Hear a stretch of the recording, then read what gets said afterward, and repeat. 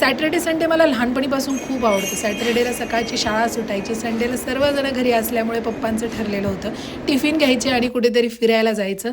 लग्न झाल्यापासून मी पाहते की यांना सर्वांना सुट्टी असते तेव्हा किचन अगदी मेसी होऊन जातं, घर पूर्ण मेसी होतं. पण आहोंनी एक रूल सेट केलेला आहे की सुट्टीच्या दिवशी सर्वांनी घरात मदत करायची. अक्षरशः मल्हार आणि स्पृहासुद्धा घरात मदत करतात, जेणेकरून त्यांचं म्हणणं आहे की माझासुद्धा वीकेंड हा छान गेला पाहिजे. प्रत्येक सॅटर्डे आणि संडेच्या दिवशी मुलं इव्हिनिंगची वाट पाहत असतात की त्यांना माहिती आहे की इव्हिनिंगला हे कुठेतरी फिरायला घेऊन जातील.